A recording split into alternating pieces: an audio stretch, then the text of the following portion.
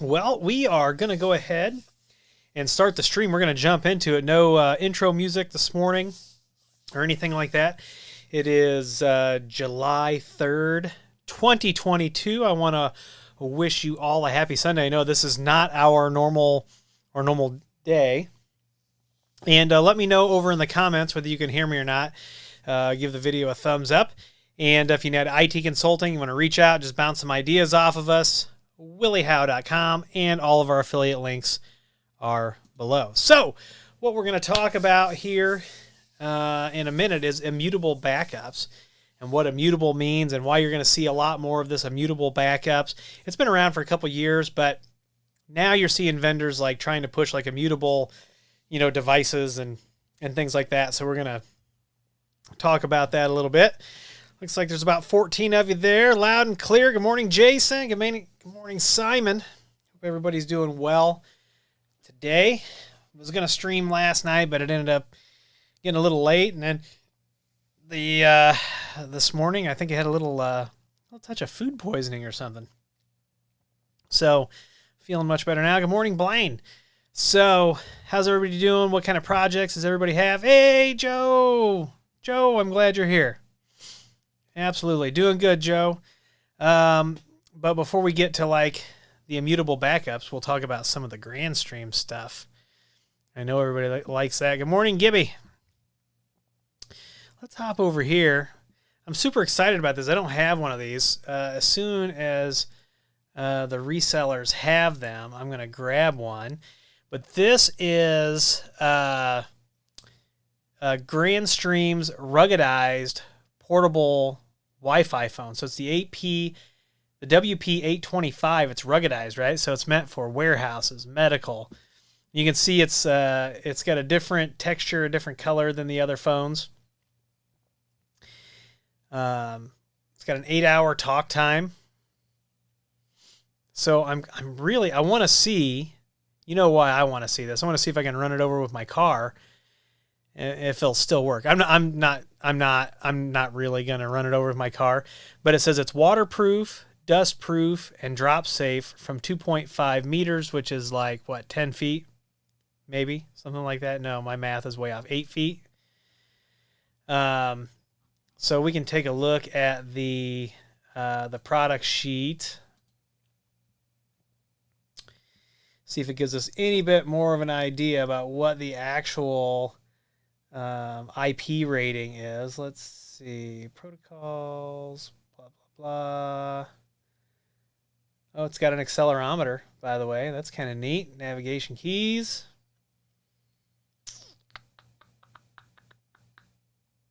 It's IP67. So waterproof, dustproof, cleaning, chemical resistant, antimicrobial casing, and 2.5 meter drop safe. So it is IP67. So it's going to be nice to have that in the lineup. Let's go over to the comments. Joe says he's up in Maine in the Canadian border. Fantastic. They probably put on. Are you up there, Joe, for the for fireworks for tomorrow? Jason says I have the WP822. Was just about to start my VPN video on it, but you came online. Yeah, so I have the WP822 as well, so you'll be seeing a video on that. Good morning, CH. Gibby says labbing today.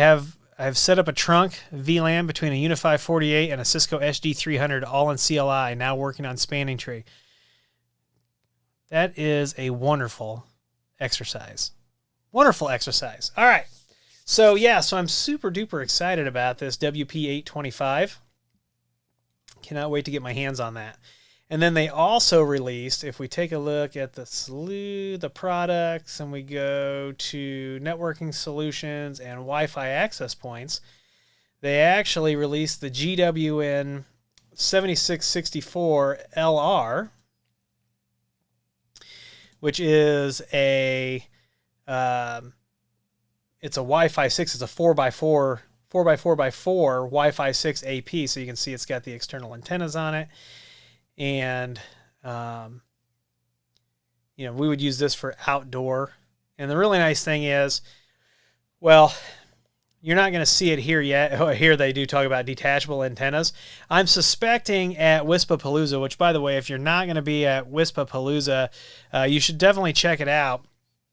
So Grandstream is also getting into the point-to-point wireless game, and so I would expect to see in October, I would expect to see at Wispapalooza probably that product, if not before. So I'm going to get my hands on one of these too. I checked my reseller. They weren't showing stock of this yet. So we'll see. We'll see what happens. Over to the comments. Joe says, yes, up here visiting a friend, and they do have fireworks. Fantastic. Jason says, Willie, do you want to do the 822 video together? Well, I'm not going to be in my home office very much today after this or tomorrow, so we would have to work on the timing there. Simon says, sunny evening here in the UK. Still no sign of any UniFi switches in the pipeline over here. Yeah, so a bunch of us got an email from Ubiquity talking about supply issues. Now, they didn't talk about resolution. They didn't talk about timing. But basically, in future videos, you're going to see, because of the supply issues, you're going to see the Ubiquity affiliate link at the end of July. You're going to see it go on pause. And then once they fix the stock issues, they said they're going to bring the program back. So Joe says, hey, Willie, when you are running Cat 6 to WAPs, do you run solid core and then put a female keystone on and patch cable? So, Joe, it all depends on what kind of cabling is available. Typically, when I'm going to put an RJ45 on a cable, I like to use a stranded cable. But if we're going to go patch panel to patch panel or keystone jack to keystone jack, you could use solid. You can actually... I don't like using, the thing is, this is kind of I hear this argument a lot talking about, should you use solid cables with RJ45? If you look at the inside of an RJ45, I don't know if I don't have any laying around here, but the pins are like offset. Let me bring up the big camera real quick and then see if I can find a picture of what I am talking about. RJ45 with solid. Because supposedly the pins are like offset. So let's see if we can get this loaded up here. So what's the difference between solid and stranded plugs? So I mean, obviously the difference between a solid and a stranded cable is if you stress this solid cable, it could break, right? Your conductor could break. But with stranded, there's a lot of strands, and so the spades on the connectors can go into the cabling. So, yeah, so there is a difference. There's supposed to be a difference. Identifying stranded versus solid RJ45. So the solid is longer staggered connectors straddle the conductor. So the conductor slides in between these instead of piercing it, because if you pierce that conductor, then you can start running into some issues. Stranded is the ones that goes right through the middle of all of those. So we try to be super cognizant of that, Joe. And so you should check that out. You know, you probably just opened a can of worms.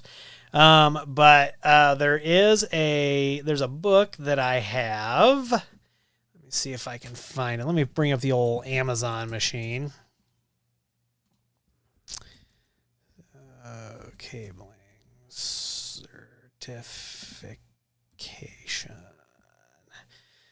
Let's see. So there is a Cisco book, or there used to be, that actually gets you ready for there's a certification for structured cabling. And I think, yeah, this is it right here. I actually have this book. And refer to it. This gets you ready for an exam. The BICSI installer level 1 exam. And this goes over a lot of the things. And you can probably find this book a little cheaper.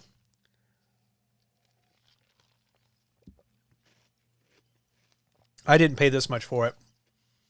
I think I found it on like a used Like there's those websites where you can trade books with people. I think that's where I found it. But yeah, check this out. This will fill in a lot of the gaps for people.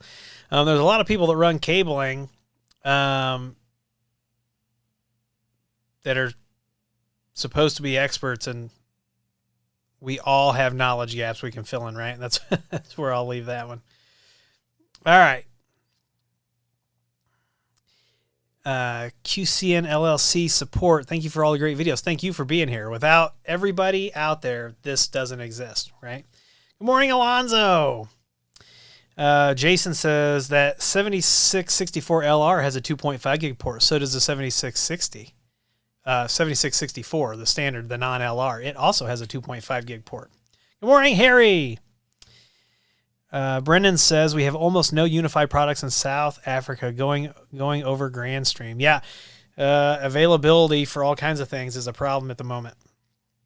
Alonzo says, I like the solid structure cable direct to the AP or to a biscuit surface mount box and then stranded to the AP. Yeah. Brendan says, Willie, have you ever used, so when he says CCA, that's copper-clad aluminum cable. And unfortunately, one time I got duped into buying a box of copper-clad aluminum. And so what it is an aluminum cable that's clad in copper.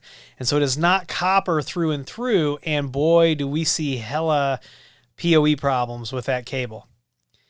So I do not recommend copper-clad aluminum cable for anything PoE related.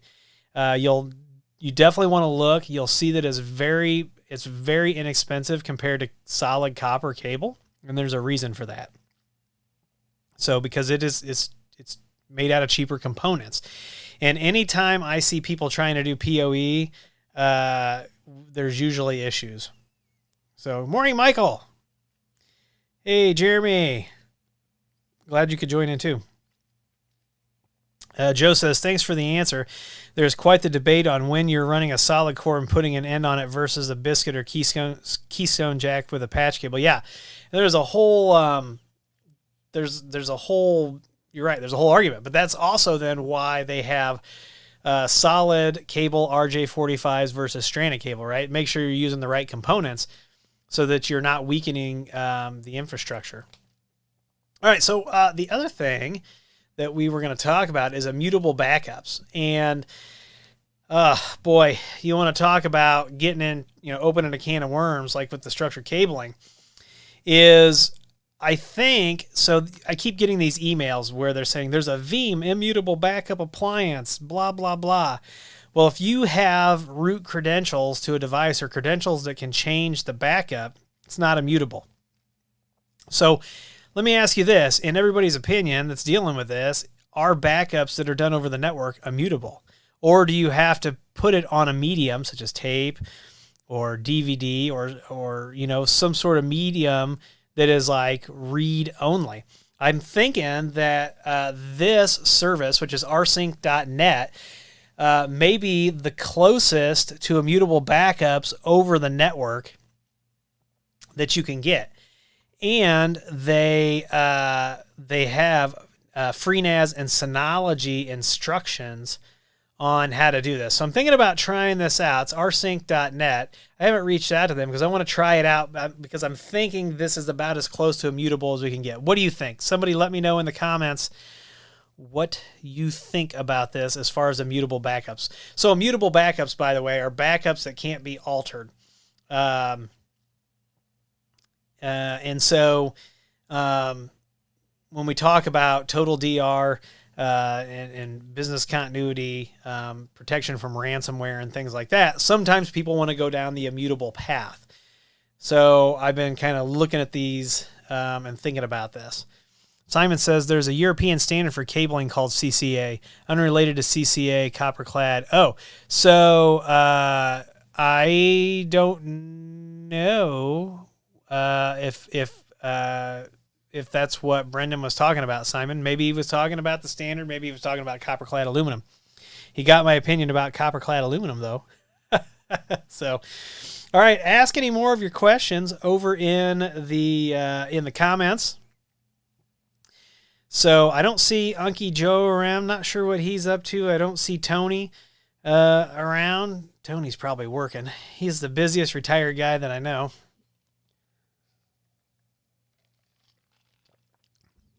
And other than that, I don't have anything exciting yet. I've got some videos I'm going to pump out. So I'm getting ready to go on a roll with some security videos.